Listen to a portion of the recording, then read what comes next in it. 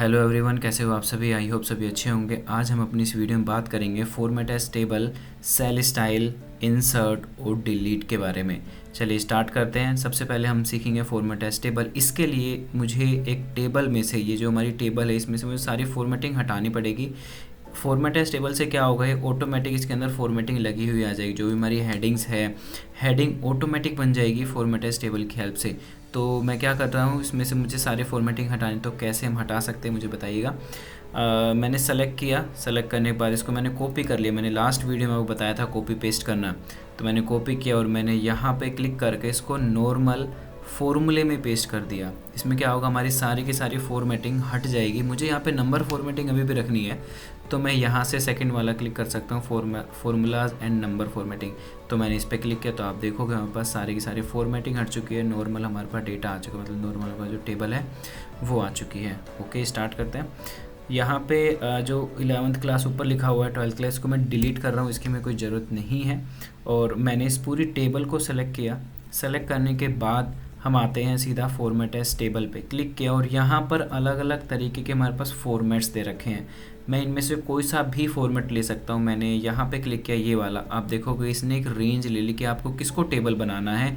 अभी एक normal range है, ये जो है टेबल में कन्वर्ट नहीं हुई है। टेबल में कन्वर्ट होते इसके बहुत सारे फ़ायदे हो जाते हैं, इसमें बहुत सारे काम हमारे आसानी से हो जाते हैं, देखेंगे वो भी हम बाद में। तो मैंने ये किया और यहाँ पर एक ऑप्शन आ रहा है टिक लगो, इसका नाम माई टेबल हैज़ हेडर। क्या आपको जो हेडिंग है वो अलग दिखानी है या नहीं दिखानी? यस, मुझे दिखानी है, तो मैंने यहाँ पे टिक लगा दिया है, या फिर ये ऑलरेडी टिक लगा हुआ आता है। मैंने ओके किया, देन आपकी टेबल कुछ इस तरीके से बन जाएगी। तो आप देखोगे मेरा काम मिनटों में हो गया, हमें ज़्यादा कुछ मेहनत नहीं करनी पड़ी। एक को मैंने सेलेक्ट करके बोल्ड किया, ऊपर हेड, मतलब मुझे कुछ नहीं करना पड़ा, ऑटोमेटिक ये हमारा काम हो गया है फॉर्मेट एज टेबल की हेल्प से। अब ये बन चुका है एक टेबल। टेबल पे जैसे मैंने क्लिक किया तो आप देखो ऊपर आ गया है टेबल डिज़ाइन। तो ये सारे के सारे टेबल के ऑप्शन हैं, आप इनको यूज़ कर सकते हो। टेबल बनने के बाद टेबल डिज़ाइन का ऑप्शन हमारे पास आ जाता है। यहाँ पर आ रहा है हेडर रो। देखोगे हेडर रो यहाँ पे है, अभी भी ऑलरेडी हेडर रो है यहाँ पे। तो अगर मुझे हटानी हो तो आप यहाँ से उसके बाद में भी हटा सकते हो। तो हट चुकी है, लगानी हो तो आप लगा सकते हो। फर्स्ट कॉलम मुझे अलग दिखाना है, हाईलाइट करना है, जैसे ऊपर। तो मैंने यहाँ पे फर्स्ट कॉलम पे क्लिक किया तो आप देखो फर्स्ट कॉलम बोल्ड हो गया, ऑटोमेटिक हो गया, हमें कुछ नहीं करना पड़ा। टोटल रो दिखानी है, लास्ट वाली जो रो होती है कि आपको दिखानी है, हमारे जो टेबल है वो ऐसी नहीं है। तो मैंने यहाँ पे क्लिक किया, आप देखोगे लास्ट में आ जाएगी टोटल रो। कुछ इस तरीके से आपको हटाना है तो आप हटा सकते हो। लास्ट कॉलम आपको दिखाना है, हाईलाइट कराना है, तो लास्ट कॉलम इस तरीके से हाईलाइट करा सकते हो। बैंडेड रो, बैंडेड रो देखते क्या होता है। बैंडेड रो पे टिक लगाया और टिक हटाया। अभी आप देखोगे यहाँ पे क्या हो रहा है, सिर्फ एक लाइन सी हमें दिख रही है। बैंडेड रो का एक्चुअल मीनिंग अभी आप यहाँ पे सकते हो, इसका डिज़ाइन मैंने कोई दूसरा कर दिया। इसका डिज़ाइन मैंने मान के चलो ये वाला डिज़ाइन ले लिया। तो बैंडेड रो का मतलब होता है एक लाइन छोड़ के एक लाइन यहाँ पे हाईलाइट हो जाएगी, ताकि हमें अच्छे से हम उसी लाइन पे रहे। जैसे मुझे मोहन देखना है तो मोहन को देखते देखते देखते सीधा मैं यहाँ पर ही आऊँ, मैं ऊपर नीचे ना आ जाऊँ। ओके, तो इसलिए हम बैंडेड रो यूज़ कर लेते हैं। बैंडेड कॉलम आपको यूज़ करना है तो बैंडेड कॉलम भी आप यूज़ कर सकते हैं, छोड़ के एक कॉलम जो है हमारे हाईलाइट हो जाएंगे। यहाँ पे आता है फ़िल्टर बटन। फ़िल्टर बटन का बहुत ज़्यादा काम होता है। फ़िल्टर बटन अगर मैं यहाँ पे हटाना चाहता हूँ तो मैं यहाँ से हटा सकता हूँ। ये होते हैं फ़िल्टर बटन्स। इन बटन्स को मैं यूज़ करना चाहता हूँ, यूज़ कर सकता हूँ, हटाना चाहता हूँ मैं हटा सकता हूँ। इसका मतलब मैं आपको बाद में बताऊँगा क्या होता है। मैंने यहाँ से ये वाला ले लिया, ये कुछ इस तरीके से मैंने डिज़ाइन ले लिया, ये भी ठीक लग रहा है, तो आप ये ले सकते हो। मुझे लास्ट कॉलम नहीं चाहिए तो मैं लास्ट कॉलम से ठीक हटा सकता हूँ। तो ये हमारा एक टेबल हो गया सिंपल सा। तो इसमें हमारे ऑलरेडी फॉर्मेटिंग आ चुकी है, हमने इतनी ज़्यादा मेहनत नहीं की है। ओके, तो यहाँ पर अगर आपको फॉर्मेटिंग लगानी है, कंडीशन फॉर्मेट, तो वो आप खुद से लगा सकते हो, तो कितना तो करना पड़ेगा। आगे हम बढ़ते हैं। हमारा फार्मूला, हमारा फॉर्मेट एज टेबल हो चुका है, इसमें सिर्फ यही था। बाकी की चीज़ें जो हैं वो मैं आपको बाद में बताऊँगा इंसर्ट में यहाँ पे आगे बताएंगे। टेबल के अंदर होम पे आ गए हैं।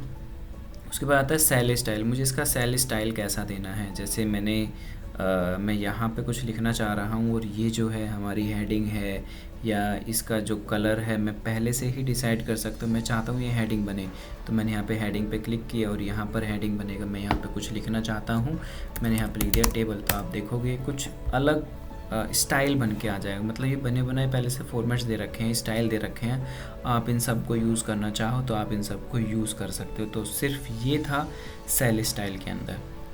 ओके, वो चीज़ें हम खुद से भी कर सकते थे, इसका ज़्यादा ज़रूरी है नहीं।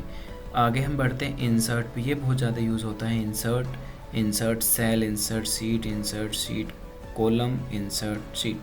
तो यहाँ पे हमारे पास ऑप्शंस आ जाते हैं। चलिए देखते हैं इनको कैसे करेंगे। मुझे क्या करना है, मैं यहाँ पर आया नीचे अपने टेबल पे, मुझे रोहन और जतिन से नीचे एक रो ऐड करनी है। अभी तो हम नहीं कर सकते हैं, मुझे रोहन और जतिन के बीच में एक रो ऐड करनी है, तो हम करेंगे इंसर्ट का यूज़। मैंने रोहन पे क्लिक किया और मैंने इंसर्ट पे क्लिक किया, देन यहाँ पर आ रहा है इंसर्ट सेल, इंसर्ट सीट रो। मुझे एक रो ऐड करनी है, पूरी रो ऐड करनी है, तो इंसर्ट सीट रो पे हम क्लिक करेंगे। देन क्लिक किया, आप देखोगे ऑटोमेटिक यहाँ पे हमारे पास एक रो आ चुकी है। यहाँ पे मैं एक नाम लिखना चाह रहा हूँ, मैंने लिखा यहाँ पे श्याम और मैंने यहाँ पे नंबर डाल दिया। आप देखोगे फॉर्मूला भी ऑटोमेटिक लगा हुआ आया है। तो हमें बीच में ना तो कोई फॉर्मूला लगाना ना कुछ करना, सीधा हमें यहाँ पे इंसर्ट कराया, नाम लिखा, नंबर डाले, ऑटोमेटिक यहाँ पे सारी चीज़ें होके आ चुकी हैं। तो ये सब चीज़ें थी इंसर्ट में। और इसी तरीके यहाँ पर आता है इंसर्ट सी। कॉलम आपको करना है तो कॉलम आप कर सकते हो, जैसे कि मुझे केमिस्ट्री से पहले एक सब्जेक्ट ऐड करना है, फिज़िकल एजुकेशन का करना है या किसी का भी, मुझे करना है बायो का सब्जेक्ट ऐड। तो मैं क्या कर सकता हूँ, मैंने यहाँ पे केमिस्ट्री पे क्लिक किया, मैं इंसर्ट पे गया और यहाँ पर आया इंसर्ट शीट कॉलम, क्लिक करते हैं तो इससे पहले एक कॉलम आ जाएगा इसका नाम है कॉलम। मैं इसका नाम चेंज करना चाह रहा हूँ, मैंने लिखा बायो, एंटर किया और यहाँ पर आप उसके नंबर डाल सकते हैं। आप देखोगे सभी में नंबर भी जो एवरेज है हमारी, जो टोटल है, वो सभी में चेंज हो रखा है।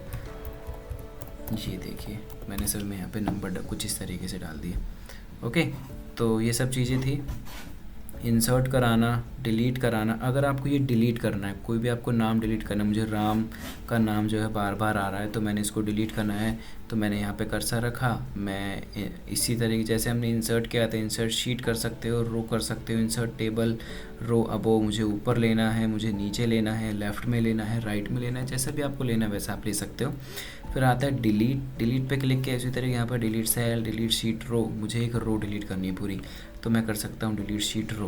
तो मैंने यहाँ पे क्लिक किया तो जो राम वाली रो थी वो पूरी की पूरी डिलीट हो गई है। और अगर मैं बात करूँ, ये एक शॉर्टकट, इसकी एक शॉर्टकट की भी होती है।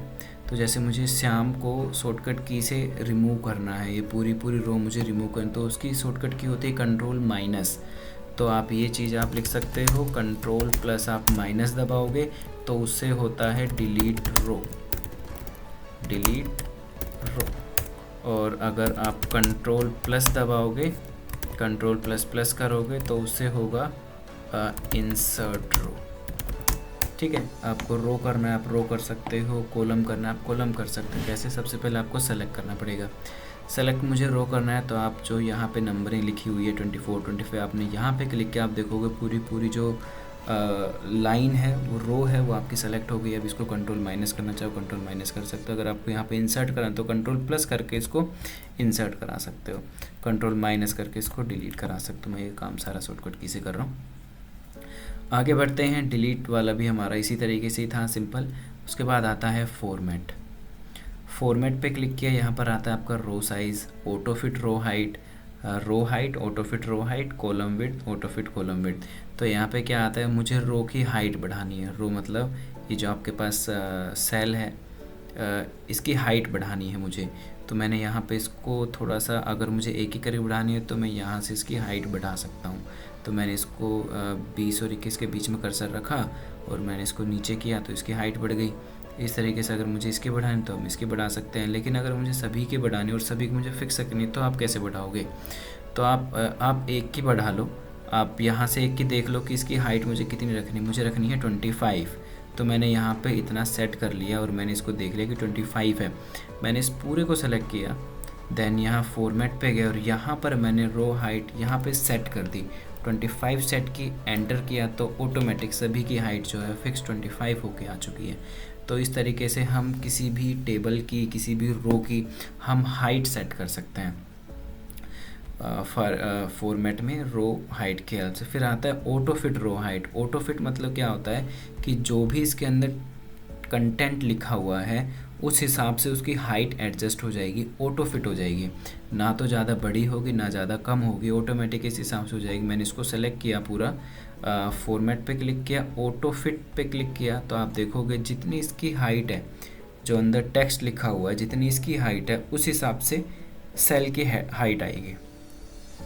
तो ये था ऑटो फिट रो हाइट। इसी तरीके से नेक्स्ट ऑप्शन आता है हमारे पास कॉलम विड्थ। तो कॉलम विड्थ भी यही होता है। कॉलम विड्थ मैंने इसकी विड्थ बढ़ा दी थोड़ी सी, हम COD पे क्लिक करके बीच में इसको हम आगे इसकी विड्थ हम इंक्रीज़ कर सकते हैं। तो इसी तरीके से हम अगर मुझे सभी की बढ़ानी है, मैं एक की चेक कर लूँगा, मुझे करनी है 10। तो मैंने क्या किया, सभी को मैंने सेलेक्ट किया और यहाँ से मैंने फॉर्मेट पे गया और कॉलम विड्थ पे जाके मैंने यहाँ पे कर दिया 10, एंटर किया तो सभी की हाइट जो है 10-10 बढ़ चुकी है। ओके, और फिर उसके बाद ऑप्शन आता है auto fit column width. Control A कर दिया मैंने पूरा। कंट्रोल A करने से क्या होगा, पूरी पूरी टेबल आपकी सेलेक्ट हो जाएगी। और मैं फॉर्मेट पे गया, देन यहाँ पर आता है ऑटो फिट कॉलम विड्थ, इस पर क्लिक किया तो आप देखोगे ऑटोमेटिक ये इस हिसाब से फिट हो जाएगा कि सारा कंटेंट उस विड्थ के अंदर आ जाए। ओके, तो मतलब हमें उसकी विड्थ को आगे पीछे करने की ज़रूरत नहीं पड़ेगी, हमें सारा सब कुछ चीज़ें दिख रही हैं पूरी पूरी। तो ये होता है विड्थ ऑटोमेटिकली उसकी फ़िट हो जाएगी कॉलम की। आगे बढ़ते हैं, क्या है डिफ़ॉल्ट विड्थ। डिफ़ॉल्ट विड्थ का मतलब ये आपको दिखाता है कि डिफ़ॉल्ट विड्थ क्या होगी। डिफ़ॉल्ट विड्थ होती है 8.11। जैसे कि अगर मैं एक न्यू शीट लेता हूँ तो यहाँ पे जो इसकी डिफ़ॉल्ट विड्थ होती है ना बाय डिफ़ॉल्ट, वो होती है 8.11। आप यहाँ से चेक कर सकते हो, आप देखोगे 8.11 इसकी विड्थ होती है। तो बस ये वहाँ पे दिखाता है कि आपकी बाय डिफ़ॉल्ट विड्थ ये होती है। आपको उस हिसाब से चलना है तो आप उस हिसाब से चल सकते हो, अदरवाइज हमें नहीं चलना, नहीं चलते। आगे आता है विजिबिलिटी। यहाँ पे हाइड और अनहाइड का ऑप्शन आ रहा है। तो मुझे अगर कोई रो हाइड करनी है, आप हाइड कर सकते हो। मैं ये चाहता हूँ कि मुझे श्याम और रोहन का नाम नहीं दिखाना, तो मैंने इन दोनों को सेलेक्ट किया। या तो आप पूरी रो को सेलेक्ट कर सकते हो यहाँ से, मैंने इन दोनों को सेलेक्ट किया और फॉर्मेट पे जाके हाइड पे जाके मैंने इसको हाइड रो कर दिया। तो आप देखोगे दोनों रो हाइड हो चुकी है। आप देखोगे यहाँ पे आ रहा है 23, 23 के बाद सीधा 26 आ रहा है, बीच की दो जो रो है वो यहाँ पे हाइड हो चुकी है। ओके, तो अभी हाइड हो गई, मुझे वापस लेकर आना है। तो आप क्या करोगे, तो आप इस एरिया को पूरे को सेलेक्ट करोगे कि इस रेंज में हमारी जो भी रो हाइड हो रखी है वो वापस आ जाए। सेलेक्ट किया मैंने, फॉर्मेट पे गया और यहाँ पे हाइड पे जाने बाद अनहाइड रो पे क्लिक कर दिया, वो दोनों की दोनों रो हमारी अनहाइड हो जाएगी। इसी तरीके से कॉलम है, मुझे F और G को करना है हाइड। क्लिक किया, फॉर्मेट पे गया, हाइड अनहाइड कॉलम पे क्लिक कर दिया, हाइड कॉलम पे क्लिक कर दिया, ये हमारी चीज़ें हाइड हो गई है। इसी तरीके से अगर मुझे वापस लेकर आना है तो मैंने पूरा सेलेक्ट किया, इसके रेंज लिया, फॉर्मेट पे गया और अनहाइड कॉलम पे क्लिक कर दिया। तो बस ये सिंपल सी चीज़ें थी और ये बहुत काम आती हैं, बेसिक चीज़ें होती हैं ये वाली सारी। फॉर्मेट पे क्लिक करने के बाद आगे हमारे पास आता है, मुझे इस पूरी सीट को हाइड करना है। सीट नंबर 1 आ रहा है, हमारा काम सीट नंबर 1 पे है, मुझे इस पूरी सीट को हाइड करना है। हाइड सीट, आप देखोगे यहाँ पे वो हाइड हो गई है। अभी ये वापस कैसे आएगी भाई, वापस लाने के लिए फॉर्मेट पर ही जाओ, hide and unhide, unhide seat पे क्लिक करो और यहाँ पर आ रखी है जो भी आपकी सीट्स हाइड हो रखी है वो सारी आपके पास यहाँ दिखा देंगे। तो एक ही सीट हाइड है, ओके किया अनहाइड करने के लिए, देन हमारी वो वाली सीट वापस आ चुकी है। आगे हम बढ़ते हैं, हाइड अनहाइड हो गया है। रीनेम सीट, मुझे इसका सीट का नाम चेंज करना है। तो यहाँ पे जो सीट नंबर 1, 2, 3 लिखा हुआ है, मैं यहाँ पे सीट पे जाऊँगा, सीट इस पे मैं डबल क्लिक कर सकता हूँ सीट पे और मैं इसका नाम चेंज कर सकता हूँ। मैंने लिखा 12th मार्कशीट। ओके, जैसा हमारा काम है उस हिसाब से नाम होगा। तो ये हो गया। सीट नंबर 3 पे हमारा कुछ भी नहीं है, सीट नंबर 2 पे हमारा कुछ भी नहीं है। अभी ये हमारा यहाँ से भी हम कर सकते थे, रीनेम शीट हम यहाँ से भी कर सकते थे। मूव और कॉपी शीट, मूव और कॉपी शीट का मतलब होता है मुझे उसको मूव करना है कहीं, मुझे इसको दूसरी शीट पे मूव करना है या तो मुझे इसको कहीं पे कॉपी करना है। तो मैंने यहाँ पे मूव पे क्लिक किया और मैं ये चाहता हूँ कि लास्ट में मूव हो जाए। अगर हमारे पास बहुत सारी सीट्स हैं यहाँ पे, तो अगर मैं ये चाहता हूँ कि ये मेरी बिल्कुल लास्ट में हो जाए तो मूव टू एंड पे क्लिक कर सकता हूँ और यहाँ पे ओके किया तो आप देखोगे मूव टू एंड होगी। इसी तरीके से मैं एक इसकी डुप्लीकेट भी मैं बना सकता हूँ। आगे बढ़ते हैं, नेक्स्ट आता है टैब कलर। टैब कलर का मतलब होता है, मैंने इसको टैब कलर को रेड ले लिया तो आप देखोगे ये होती है टैब। सीट नंबर 3 है, 2 है और आप देखोगे ये कलर हमारी ये जो है ये होगी रेड। तो ये है टैब्स। ओके, इस कलर को आप चेंज कर सकते हो, सीट नंबर 2 को आप चेंज कर सकते हो फॉर्मेट पे जाके। देन यहाँ पे टैब कलर में मैंने ये वाला कलर दे दिया येलो। तो आप देखोगे अलग अलग टैब में जाके ये कलर हमारे सेट हो जाएंगे। फिर आता है प्रोटेक्ट शीट। मुझे इस शीट पे पासवर्ड लगाना, मुझे इस शीट को करना है प्रोटेक्ट, ताकि कोई और मेरी फाइल को खोल के इसके अंदर छेड़खानी ना कर सके। तो उसके लिए क्या करेंगे, मैंने फॉर्मेट पे गया मैं और प्रोटेक्ट शीट पे क्लिक कर दिया। देन यहाँ पर मैंने एक पासवर्ड लगा दिया 1 2 3 4, सिंपल सा पासवर्ड दे दिया, एंटर किया।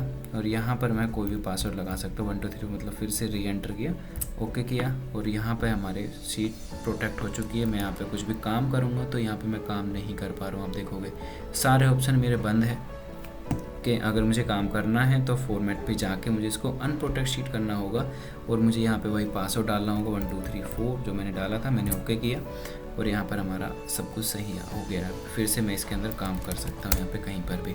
तो आज की क्लास में इतना ही। Format as table, cell style, insert, delete और फॉर्मेट हमने पूरा जाना है।